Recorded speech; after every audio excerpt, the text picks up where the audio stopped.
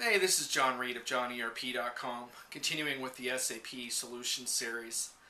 There's been a lot of discussion around the whole topic of is email dead, and I thought you might be interested in my view on that since we haven't really talked about email a whole lot in this series. And in my own work, I don't use email as much as I probably could, though I do have some significant email lists that come into play from time to time. The question arises, is email dead? And the answer is, it absolutely is not. And in fact, when you look at how to put butts in seats for webinars and that type of event, email-based notifications tend to get people's attention more so than putting stuff out on Twitter and hoping for the best, hoping people see it and that type of thing. Though that's obviously a good supplement to the core email. But I would say email has changed in this regard. You really can't get away with the kind of half-baked, junky tactics that sometimes worked in the past, as far as maybe buying a crummy list and emailing a bunch of people and hoping that a percentage of them respond and all that stuff. The bottom line is that's not going to work that well anymore, and email really becomes a challenge because if you want to get into someone's inbox now, with all the priority filtering that's going on and all the different levels of spam protection and how fussy people are about email on their mobile devices and stuff, you really have to send them stuff that they want. And people talk a lot about trust, and you want to be a trusted sender, and I think that's true, but it's not. That's just a huge oversimplification. It's more than just trust. It's also about, are you providing something deeply relevant to that person? Because people might trust me or whatever, but if I start sending them stuff that doesn't really fit their needs or interests and is a little more salesy and kind of pushing my product, then that's going to break down really quickly. So what are the other principles besides trust that really help you in email marketing? A couple other principles that are really valuable. One is, are you very strict about making sure that people are opting into exactly what they want to receive from you? And giving them a few choices if needed. For example, some people might really want to be notified about events that are coming up that they might be able to participate in.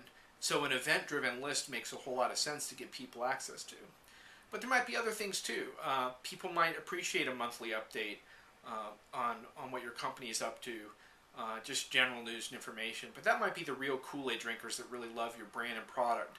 Maybe a lot of people don't fit into that category. It's hard to develop that kind of affinity with people in your brand. But maybe you have some content that is very specific to their needs. Content for a decision maker, or content for a technical architect, or specific content around solution manager that people really want. Well, if you've created that kind of content, then you can really structure a newsletter around that. So segmenting those lists into specific areas that people are interested in, content, events, and so on, can really make a lot of sense. Now, my view is that the true best practice in email marketing is to really think of it like a newsletter and not just compiling content and links. If you've been doing the good work around creating content for your website and for webinars and things like that, then you probably have some links you can easily share. But an email send should be more than a collection of links in most cases. And sometimes it might just be a few simple paragraphs from the founder of your organization or from a product leader that people respect, saying what's new or what's different, or an assessment of the marketplace that people might value. People want to feel like they're getting something exclusive in those newsletters that isn't just rehashed stuff. Now, in addition to that, you can feature a lot of content that's already been used in various places that people might have overlooked, but give them a special reason to subscribe to that newsletter. Give them something that they won't find elsewhere. And with that in mind, I think email marketing can be a powerful part of your strategy. And obviously the other key components are make sure it's well integrated with the website so that people can easily subscribe or hopefully change their preferences as they see fit. And then also make sure that it's well integrated with other social channels so that the email is easy to share, or it's easy to follow on LinkedIn or Facebook or Twitter, based on getting an email, and then you can follow in these other channels. So give people a lot of different options. And I think the biggest thing is that people are okay with regular email, but you do have to establish what the value of that is. And the more frequently you want to send someone an email, the more the value of that has to be incredibly clear to them, or they will be bailing on you. And not only will they bail on you, but they might decide that you're spamming them, or and label it as spam or junk or whatever, and or even send you some angry, petulant responses, which I think all of us who've handled email have done some of that. And of course, you got to jump on those quickly. But email marketing does play a role. It's a time now where we find out who really has the kind of content or the kind of business propositions that people love. And if they love what you do, or if they love the discounts you're sending out, or whatever it is that works for that audience, that's the key.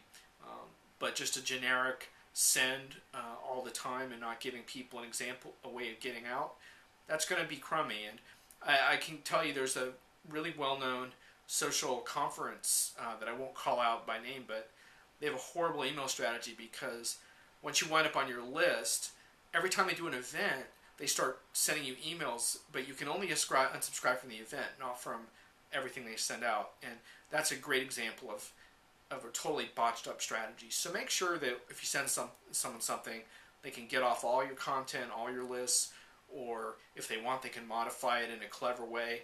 And a lot of times, it's simply a matter of giving people different options. So instead of getting your weekly update, they'll take your monthly. Give them some choices, and I think you'll find that people are receptive to that and appreciate it. And you'll find that email marketing can do a lot for you. The more you can target your audience, the better results you're going to get. This is John Reed, JohnnyERP.com.